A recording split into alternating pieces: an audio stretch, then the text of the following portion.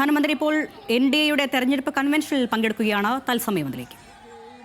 ജപ്പാനെയും മറികടന്ന് ഇന്ത്യ ഇന്ന് നാലാമത്തെ സാമ്പത്തിക ശക്തിയായി ഇന്ന് ലോകത്തിൽ മാറിയിരിക്കുന്നു. ഡിജിറ്റൽ എക്കോണമിയിൽ അമേരിക്കയും ചൈനയും കഴിഞ്ഞു കഴിഞ്ഞാൽ ഇന്ത്യ മൂന്നാമത്തെ ശക്തിയായി മാറിയിരിക്കുന്നു. 10 വർഷം മുമ്പ് ഞാൻ ഈ ലോകം മുഴുവൻ സഞ്ചരിക്കുമ്പോൾ ഒരു ഇന്ത്യക്കാരൻ എന്ന് പറയുമ്പോൾ ഏതോ ഒരു ദരിദ്ര രാജ്യത്തിൽ നിന്ന് വരുന്ന ഒരാളെ പോലെ തല കുനിച്ച് നിൽക്കേണ്ടതായിട്ട് വന്നിട്ടുണ്ട്. ഇന്ന് അവസ്ഥ മാറി. മോഡിജിയുടെ ഭരണം കഴിയുമ്പോൾ ഇന്ന് ഇന്ത്യക്കാരൻ എന്ന് പറഞ്ഞു കഴിഞ്ഞാൽ എല്ലാവരും പറയും മോഡിജി എന്ന്. ഇന്ന് നമുക്ക് തൻ്റെ ഇടത്തോടെ ധൈര്യത്തോടെ തല ഉയർത്തി നിൽക്കാനായിട്ടുള്ള ഒരു സാഹചര്യം ഇന്നുണ്ടാക്കി. നമ്മൾ ഓർക്കുന്നുണ്ടാവും, പഹൽഗാമില് നമ്മുടെ 26 പേരെ നിരപരാധികളായിട്ടുള്ള നമ്മളെ സഹോദരന്മാരെ അവരുടെ അടിവസ്ത്രം ഊരി മതം നോക്കി വെടിവെച്ച് വന്നപ്പോ രാത്രികൾക്കുള്ളിൽ തന്നെ അതിന് പകരം തിരിച്ചടിച്ച് ഈ ഇന്ത്യയുടെ നരേന്ദ്രമോദിജി പറഞ്ഞത് എന്താണെന്ന് അറിയാമോ? ഇത് പഴയ ഇന്ത്യ അല്ല, കോൺഗ്രസ് ഭരിച്ച ഇന്ത്യ അല്ല എന്നാണ്.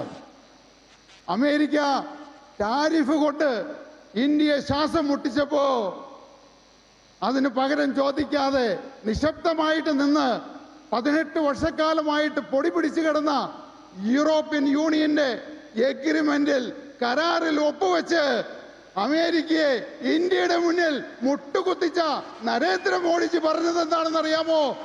ഈ ലോകത്തില് ഇത് പഴയ ഇന്ത്യ അല്ല, ആരുടെയും മുന്നിൽ മുട്ടുമടക്കുന്ന ഇന്ത്യ അല്ല എന്നാണ്.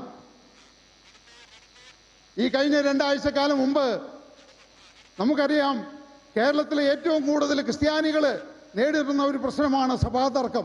അതുമായിട്ട് ബന്ധപ്പെട്ട് നരേന്ദ്രമോദിജിയെ കാണാനായിട്ട് ഇടയുണ്ടായി.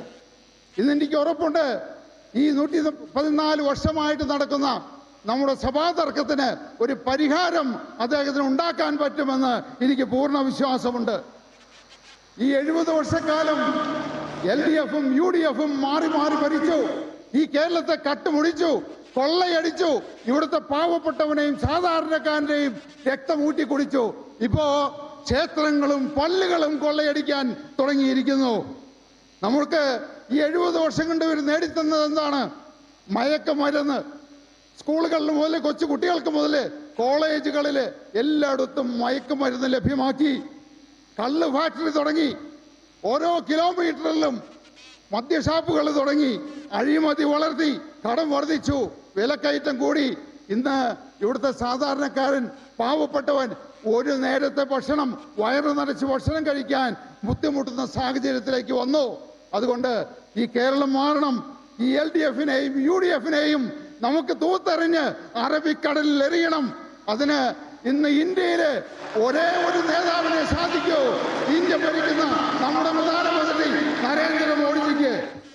ആ നരേന്ദ്രമോദിജിയോടൊപ്പം ഈ കൊച്ചു കേരളത്തെ നയിക്കാൻ നമ്മുടെ പ്രിയങ്കരനായിട്ടുള്ള നേതാവ് രാജീവ് ചന്ദ്രശേഖർജിയോടൊപ്പം ഈ എളിയവനായ ഞാനും നിങ്ങളോടൊപ്പം ഉണ്ടാകുമെന്ന് ഉറപ്പ് തന്നുകൊണ്ട് നിർത്തുന്നു. നന്ദി, നമസ്കാരം.